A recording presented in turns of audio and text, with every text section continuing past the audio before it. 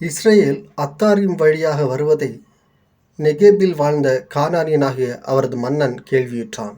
அப்போது அவன் இஸ்ரேலோடு போரிட்டு அவர்களில் சிலரை சிறைப்பிடித்தான். உடனே ஆண்டவரின் இஸ்ரேல் பொருத்தனை செய்து, நீர் உண்மையில் இம்மக்களை எம் கையில் ஒப்படைத்தால் அவர்கள் நகர்களை நான் அழித்து விடுவேன் என்று கூறியது. அவ்வாறே ஆண்டவர் இஸ்ரேலின் குரலை கேட்டு கானானியரை ஒப்படைத்தார். அவர்கள் அவர்களையும் அவர்கள் நகர்களையும் அழித்தனர். எனவே அந்த இடத்தின் பெயர் ஓர்மா என்று வழங்கியது. ஏதோம் நாட்டை சுற்றி போகும்படி ஓர் என்ற மலையிலிருந்து அவர்கள் செங்கடல் சாலை வழியாக பயணப்பட்டனர். அவ்வழியை முன்னிட்டு மக்கள் பொறுமை இழந்தனர். மக்கள் கடவுளுக்கும் மோசேக்கும் எதிராக பேசினர். இந்த பாலை நிலத்தில் மாளும்படி எங்களை எகிப்திலிருந்து கொண்டு வந்தது ஏன்? இங்கு உணவும் இல்லை, தண்ணீரும் இல்லை. அற்பமான இந்த உணவு எங்களுக்கு வெறுத்து போய்விட்டது என்றனர். உடனே ஆண்டவர் கொள்ளிவாய் பாம்புகளை மக்களிடையே அனுப்பினார். அவை கடிக்கவே இஸ்ரேல் மக்களில் பலர் மாண்டனர். அப்போது மக்கள் மோசேயிடம் வந்து, நாங்கள் பாவம் செய்துள்ளோம், நாங்கள் ஆண்டவருக்கும் உமக்கும் எதிராக பேசியுள்ளோம். அவர் இந்த பாம்புகளை அகற்றி விடும்படி நீர் ஆண்டவரிடம் வேண்டிக் கொள்ளும் என்றனர். அவ்வாறே மோசே மக்களுக்காக மன்றாடினார்.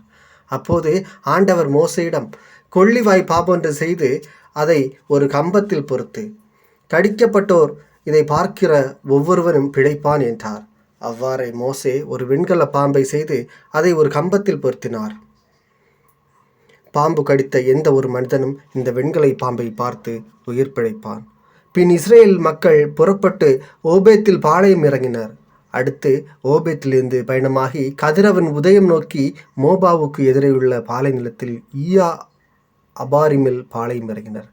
அங்கிருந்து அவர்கள் புறப்பட்டு செரத் பள்ளத்தாக்கில் பாளையம் இறங்கினர். அங்கிருந்து அவர்கள் பயணமாகி அர்னோனுக்கு அப்பால் பாளையம் இறங்கினர். அது எமோரியர் எல்லையிலிருந்து தொடங்கும் பாலை நிலத்தில் உள்ளது. அர்னோன் மோபாவுக்கு எமோரியா நாட்டுக்கும் இடையேயான மோபாவியா எல்லையாகும். ஆண்டவரின் போர்கள் என்ற நூல் இவ்வாறு கூறுகிறது. சூப்பாவில் உள்ள வாகேவும் ஆர்னோன் சிற்றார்களும் ஆர் என்னும் பகுதியை நோக்கி விரிவதும் மோபாபு எல்லை மேல் சாய்வதுமான பள்ளத்தாக்குகளின் சரிவு. அங்கிருந்து தொடர்ந்து அவர்கள் பேயருக்கு சென்றனர்.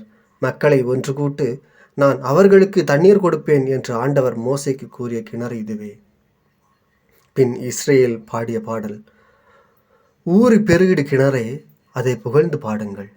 இளவரசர்கள் செங்கோலால் அகழ்ந்த கிணறு இதுவே, மேன்மக்கள் கோல் கொண்டு குடைந்த கிணறும் இதுவே. பின் பாலை நிலத்திலிருந்து அவர்கள் மத்தானாவுக்கு சென்றனர். மத்தானாவிலிருந்து நகேலியலுக்கு சென்றனர். நகேலியிலிருந்து பாமோத்துக்கு சென்றனர். பாமோத்திலிருந்து பாலை நிலத்தை நோக்கி நிற்கும் பிஸ்காவின் கொடுமுடுக்கில் மோபாவு பகுதியில் இருந்த பள்ளத்தாக்குக்கு சென்றனர். இஸ்ரேல் எமோரியர் மன்னன் சீகோனிடம் தூதர்களை அனுப்பி கூறியது, உம் நாடு வழியே நான் செல்ல அனுமதியும். நாங்கள் வயல் பக்கமோ திராட்சை தோட்ட பக்கமோ திரும்ப மாட்டோம். நாங்கள் யாதொரு கிணற்றிலிருந்தும் தண்ணீர் குடிக்கவும் மாட்டோம். நாங்கள் உம் எல்லையை தாண்டும் வரை அரசு நெடுஞ்சாலை வழியாகவே செல்வோம். ஆனால் தன் எல்லை வழியே இஸ்ரேல் கடந்து செல்ல சீகோன் இடம் தரவில்லை. அவன் தன் ஆட்கள் எல்லோரையும் சேர்த்து கொண்டு இஸ்ரேலுக்கு எதிராக பாலை நிலத்துக்கு சென்றான். யாகாசுக்கு வந்து இஸ்ரேலை எதிர்த்து போரிட்டான். இஸ்ரேல் வாழ்முனையில் அவனை கொன்று அர்னோன் தொடங்கி அம்மோனியர் வரை உள்ள யாப்போவுக்கு மட்டும் அவன் நாட்டை கைப்பற்றியது. அம்மோனியர் எல்லை அரணாய் அமைந்திருந்தது. இஸ்ரேல் இந்த நகர்கள் அனைத்தையும் சொந்தமாக்கி கொண்டது. இஸ்ரேல் எமோரியரின் அனைத்து நகர்களிலும் எஸ்போனிலும் அதன் எல்லா கிராமங்களிலும் கூடியிருந்தது. எஸ்போன் என்பது எமோரிய மன்னன் சீகோனின் நகர். அவன் மோபாவின் முன்னே மன்னனோடு போரிட்டு அவன் கையிலிருந்து அர்னோன் வரை இருந்த நாடு முழுவதையும் கைப்பற்றியிருந்தான். எனவேதான் கவிஞர் பாடுகின்றார், எஸ்போனுக்கு வாருங்கள், அது கட்டப்படட்டும், சீகோன் நகர் நிறுவப்படட்டும். நெருப்பு எஸ்போனிலிருந்தும் நெருப்பு தழல் சீகோன் நகரிலிருந்தும் சென்றது. அது மோபாவில் உள்ள அர்நகரையும் அர்னோன் மேடுகளில் உள்ள தலைவர்களையும் விழுங்கிவிட்டது. மோபாவு, உனக்கு ஐயோ கேடு! கெமோசின் மக்களே, உங்களுக்கு முடிவு வந்துவிட்டது. எமோரிய அரசன் சீகோனுக்கும் கெமோசின் காரணமாய் அவன் புதல்வர் புறங்காட்டி ஓடினர். அவன் புதல்வியர் சிறை கைதிகளாகினர். எனவே எஸ்போன் முதல் தீபோன் வரை அழிந்தது. மெதபா வரை உள்ள நோபாவுக்கு பகுதியை பாழாக்கினோம். இவ்வாறு இஸ்ரேல் எமோரியர் நாட்டில் தங்கிற்று. பின்னர் யாசரே உளவு பார்க்கும்படி மோசே ஆள் அனுப்பினார். அவர்கள் அதன் கிராமங்களை கைப்பற்றி அங்கிருந்த எமோரியரை துரத்தி விட்டனர். அதன் பிறகு அவர்கள் திரும்பி பாசான் நெடுஞ்சாலை வழியாக போனார்கள். பாசான் மன்னன் ஒகு என்பவனுக்கு அவன் மக்கள் அனைவரும் எதிரே என்னுமிடத்தில் போர் புரியும்படி அவர்களுக்கு எதிராக வந்தனர். ஆனால் ஆண்டவர் மோசையிடம், அவனுக்கு அஞ்ச வேண்டாம், நான் அவனையும் அவன் மக்கள் அனைவரையும் அவன் நாட்டையும் உன் கையில் ஒப்படைத்து விட்டேன். நீ எஸ்போனில் வாழ்ந்த எமோரியர் மன்னன் சீகோனுக்கு செய்தது போல இவனுக்கும் செய்வாய் என்றார். அங்கனமே அவர்கள் அவரையும் அவன் புதல்வரையும் அவன் மக்கள் அனைவரையும் ஒருவர் கூட எஞ்சிராதபடி கொன்றழித்தனர். அவன் நாட்டையும் அவர்கள் கைப்பற்றினர். அதன் பின்னர் இஸ்ரேல் மக்கள் புறப்பட்டு யோர்தானுக்கு அக்கறையில் எரிகோவுக்கு அருகிலுள்ள மோவாபிய சமவெளியில் பாளையம் இறங்கினர். சிப்போர் மகன் பாலாக்கு இஸ்ரேல் எமோரியருக்கு செய்தியிருந்த அனைத்தையும் கண்டான்.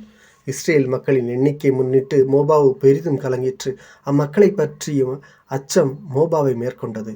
மோபாவு மிதியானின் மூப்பர்களிடம், மாடு வயல்வெளியில் புல்லை வேரற மேய்வது போல் இக்கும்பலும் நம்மை சுற்றியுள்ள எல்லாவற்றையும் மேய்ந்துவிடும் என்று கூறிற்று.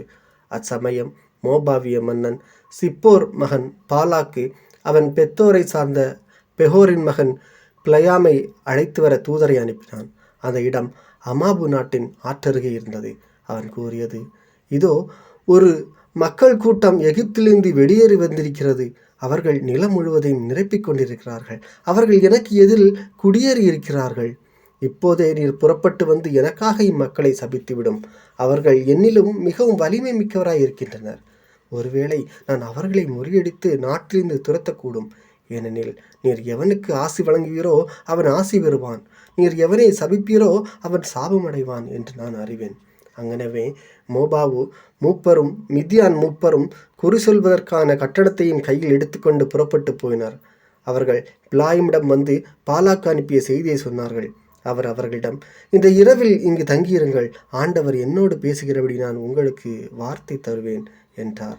அவ்வாறே மோபாவின் தலைவர்கள் பிலாயிமுடன் தங்கினார்கள்.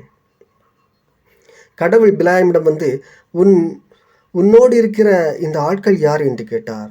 பிலாயம் கடவுளிடம், மோபாவின் மன்னனான சிப்போர் மகன் பாலாக்கு என்னிடம் அனுப்பியுள்ள இதோ ஒரு மக்கள் கூட்டம் எகிப்திலிருந்து வெளியேறி வந்திருக்கிறது. அவர்கள் நிலம் முழுவதையும் நிரப்பிக் கொண்டிருக்கிறார்கள். இப்போதே நீர் புறப்பட்டு வந்து எனக்காக அவர்களை சபித்துவிடும். ஒருவேளை நான் அவர்களுடன் போரிட்டு அவர்களை நாட்டிலிருந்து துரத்திவிடக்கூடும் என்று கூறி அனுப்பியுள்ளான் என்றார். கடவுள் பிலாயமிடம், நீ அவர்களோடு போக வேண்டாம், அம்மக்களை சபிக்கவும் வேண்டாம், ஏனெனில் அவர்கள் ஆசி பெற்றோர் என்று கூறினார். அப்படியே பிலாயம் காலையில் எழுந்து பாலாவுக்கு அனுப்பிய தலைவரிடம், உங்கள் சொந்த நாட்டுக்கு போங்கள், நான் உங்களோடு வருவதற்கு ஆண்டவர் அனுமதி மறுத்துவிட்டார் என்று சொன்னார். அதன்படி மோவாவின் தலைவர்கள் எழுந்து பாலாக்கிடம் போய், பிலாயாம் எங்களுடன் வர மறுக்கிறார் என்றார்கள். மீண்டும் பாலாக்கு அவர்களை விட மதிப்பில் உயர்ந்த இன்னும் பல தலைவர்களை அனுப்பினான். அவர்கள் பிலாயிமிடம் வந்து, சிப்போர் மகன் பாலாக்கு கூறுவது, என்னிடம் நீர் வருவதை தடுக்க எதற்கு இடம் கூடாதையும், உறுதியாக நான் உமக்கு மிகுந்த மரியாதை செய்வேன். நீ எனக்கு சொல்வதையெல்லாம் நான் செய்வேன். வாரும், இந்த மக்களை எனக்காக சபியும் என்றார். ஆனால் பிலாயும் பாலாக்கின் அலுவலர்களிடம் பதில் மொழியாக கூறியது, பாலாக்கு தன் வீடு நிற வெள்ளியும் பொன்னும் எனக்கு தந்தாலும் என் கடவுளாகிய ஆண்டவரின் கட்டளையை குறைக்கவோ கூடுதலாக்கவோ என்னால் மீற முடியாது. இன்றவு நீங்கள் தங்கி செல்லுங்கள், ஆண்டவர் கூடுதலாக எனக்கு அறிவிக்கலாம். கடவுள் இரவில் பிலாயிமிடம் வந்து அவரிடம், இந்த ஆட்கள் உன்னை அழைக்க வந்தால் நீ எழுந்து அவர்களுடன் போ, ஆயினும் நான் சொல்வதை மட்டும் நீ செய்ய வேண்டும் என்றார். அங்கனமே பிலாயம் காலையில் எழுந்து தம் கழுதை சேணங்கட்டி மோவாபின் தலைவர்களோடு போனார். ஆயினும் அவர் போனதை முன்னிட்டு கடவுளின் சினம் மூண்டது. ஆண்டவரின் தூதர் வழியிலே அவருக்கு எதிரியாக நின்றார். அப்போது அவர் தம் கழுதை மேல் ஏறி தம் பணியாளர் இருவருடன் சென்று கொண்டிருந்தார். ஆண்டவரின் தூதர் கையில் உருவிய வாளுடன் பாதையில் நின்று கொண்டிருப்பதை கழுதை கண்டது. எனவே கழுதை பாதையை விட்டு விலகி வயலுக்குள் சென்றது. பாதைக்கு அது திரும்பும்படி பிலாயாம் கழுதை அடித்தார். அடுத்து ஆண்டவரின் தூதர் திராட்சை தோட்டங்களில் இடையே இருபுறமும் சுவர்களுக்குள்ள ஒரு குறுகிய பாதையில் நின்றார். ஆண்டவரின் தூதரை கண்ட கழுதை சுவரின் முட்டி பிலாயாம் காலை சுவரோடு நெருங்கியது. ஆதலால் அதை அவர் மறுபடியும் அடித்தார். பின் ஆண்டவரின் தூதர் முன்னதாகவே சென்று வலப்புறமோ இடப்புறமோ திரும்ப முடியாத ஒரு குறுகிய இடத்தில் நின்றார். ஆண்டவரின் தூதரை கண்ட கழுதை பிலாயமுக்கு அடியில் படுத்து கொண்டது. பிலாயாம் சினம் கொண்டு தம் கோலால் கழுதை அடித்தார். உடனே ஆண்டவர் கழுதையின் வாயை திறந்தார். அது அவரிடம், நீர் 3 முறை இவ்வாறு என்னை அடிப்பதற்கு நான் உமக்கு என்ன செய்தேன் என்றது. பிலாயாம் கழுதையிடம், நீதான் என்னை ஏளனம் செய்து கொண்டிருக்கிறாய். என் கையில் ஒரு வாள் மட்டும் இருந்தால் உன்னை இந்நேரம் கொன்றிருப்பேன் என்றார். கழுதை பிலாயமிடம், நான் கழுதை என்றோ? இன்று வரை வாழ்நாளெல்லாம் என் மீது ஏறி வந்துள்ளீர். எப்போதாவது நான் இப்படி செய்து பழக்கம் உண்டா என்றது. அதற்கு அவர் இல்லை என்றார். ஆண்டவர் பிலாயிமின் கண்களை திறந்தார். கையில் உரிய வாளுடன் ஆண்டவரின் தூதர் பாதையில் நின்று கொண்டிருப்பதை அவர் கண்டார். அவர் தலைவணங்கி முகங்குப்புற விழுந்தார். ஆண்டவரின் தூதர் அவரிடம் கூறியது, ஏன் 3 முறை இவ்வாறு கழுதை அடித்தாய்? இதோ நான் உனக்கு எதிரியாக வந்திருக்கிறேன். ஏனெனில் என் பார்வையில் உன் வழி தவறானது. இந்த கழுதை என்னை கண்டு இந்த 3 முறையும் என் முன்னின்று திரும்பி விலகியது. அது என் முன்னின்று திரும்பி விலகி இருந்ததால் உறுதியாக இப்போதே உன்னை நான் கொன்று அதை வாழ விட்டிருப்பேன். பிலாயாம் ஆண்டவரின் தூதரிடம், நான் பாவம் செய்து விட்டேன். நீர் பாதையிலே எனக்கு எதிராக நின்றதை நான் அறிந்து கொள்ளவில்லை. எனவே இப்போதும் இது பார்வையில் தீயதாக இருப்பேன். நான் திரும்பி போய்விடுகிறேன் என்றார். ஆண்டவரின் தூதர் பிலாயாமிடம், இந்த ஆட்களுடன் நீ போ, ஆயினும் நான் சொல்லும் வார்த்தையை மட்டும் நீ பேச வேண்டும் என்றார். அவ்வாறே பிலாயாம் பாலாக்கு அனுப்பிய தலைவர்களுடன் போனார். பிலாயம் வந்திருந்ததை பாலாவுக்கு கேட்டதும் அவரை சந்திக்கும்படி அவன் மோபாவு நகருக்கு புறப்பட்டு போனான். அது அர்னோன் எல்லையில் இறுதியில் இருந்தது. பாலாக்கு பிலாயமிடம், நான் உம்மை அழைத்து வர ஆள் அனுப்பவில்லையே, பின்னர் ஏன் நீர் வரவில்லை? உமக்கு மரியாதை செய்ய நான் இயலாதவனோ என்று கேட்டான். பிலாயாம் பாலாக்கிடம், இதோ நான் உம்மிடம் வந்துள்ளேன். நானாக எதையும் பேச இப்போது என்னால் இயலாதே. கடவுள் என் வாயில் வைக்கும் வார்த்தையாலேயே நான் பேச வேண்டும் என்றார். அதன்பின் பிலாயாம் பாலாக்குடன் போனார். அவர்கள் கிரியத்து குசோத்துக்கு வந்தனர். பாலாக்கு ஆடு மாடுகளை பலியிட்டு அவற்றிலிருந்து பிலாயாமுக்கு அவரோடு இருந்த தன் அலுவலருக்கும் கொடுத்தனுப்பினான். மறுநாள் பாலாக்கு பிலாயாமை பாமோத்து பாலாக்குக்கு கூட்டிக் கொண்டு வந்தார். அங்கிருந்து அவன் இஸ்ரேல் மக்களின் மிகவும் அண்மையில் இருந்தோரை பார்த்தான்.